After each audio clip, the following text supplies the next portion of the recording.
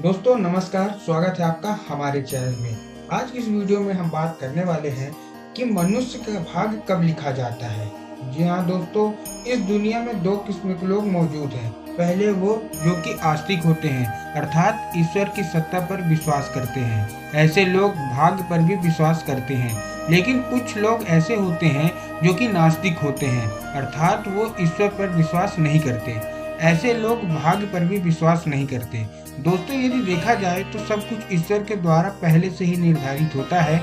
जब बच्चा धरती पर जन्म लेता है तो उसके जन्म से पूर्व भी उसके भाग्य का निर्धारण ईश्वर द्वारा कर दिया जाता है। ऐसे में कुछ लोग ये कहेंगे कि जब सब कुछ हमारे भाग्य से पहले ही निर्धारित है तो हमें कर्म करने की क्या आवश्यकता है।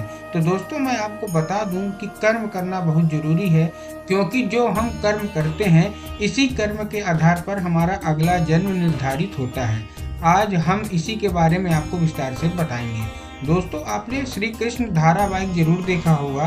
कंस की मृत्यु आकाशवाणी पहले ही हो चुकी थी, जिसमें कहा गया था कि देवकी के गर्भ से स्वयं भगवान जन्म लेंगे, जो कि देवकी का 8वां संतान होगा और उसी के हाथों कंस का वध होगा। भविष्यवाणी के अनुसार देवकी के गर्भ से ही श्री कृष्ण ने अवतार लिया था और इन्होंने नियति द्वारा निर्धारित समय पर कंस का वध भी किया था।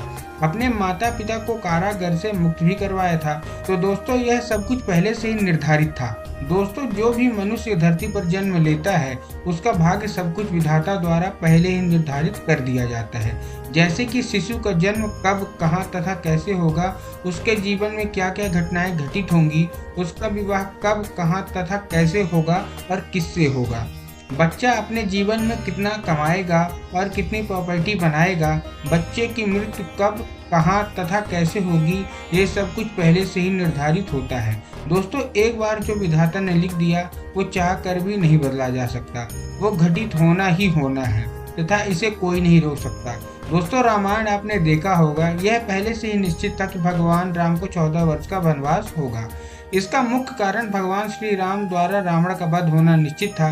दोस्तों, एक बात का ध्यान रखिएगा कि आप अच्छे या बुरे जैसे भी कर्म करते हैं, इसी के आधार पर आपका अगला जन्म और भाग्य निर्धारित होता है। हमारे हिंदू धर्म शास्त्रों में कर्म को प्रधान कहा है, क्योंकि बिना कर्म के भाग्य कहाँ बनता है। मनुष्य जीवन का असली उद्देश्य उस परमापिता परमेश्वर को प्राप्त करना है।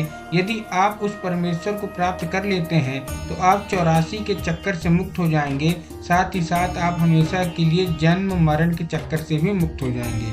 आपको दोबारा इस मृत्यु लोक में जन्म नहीं लेना पड़ेगा, क्योंकि आपकी आत्मा उस परमात्मा परमेश्वर में विलीन हो जाएगी, जिससे आपको मुक्ति मिल जाएगी। इसलिए हमें अच्छे कर्म करने चाहिए। हमेशा हमें दूसरों का भला करना चाहिए। यदि आपकी नज़र में कोई गरीब या दीनहीन है तो उसे हमेशा मदद करनी चाहिए। ब्राह्मण और साधु जन का हमें आदर करना चाहिए। हमेशा हमें ईश्वर की पूजा करनी चाहिए। उसका प्रतिदिन हमें सुमिरन करना चाहिए, जिससे ये हमारा मानव जीवन सफल हो सके। लेकिन एक बात ध्यान रखिएगा कि आप बुरे कर्म कर रहे हैं तो लोगों को सताते हैं, तो लोग आप परेशान करते हैं, तो आपके उसी सजा इसी जन्म में भोगना पड़ेगा। दोस्तों, आपको जानकारी कैसी लगी है कमेंट बॉक्स में जरूर बताएं। मिलते हैं अगली वीडियो में।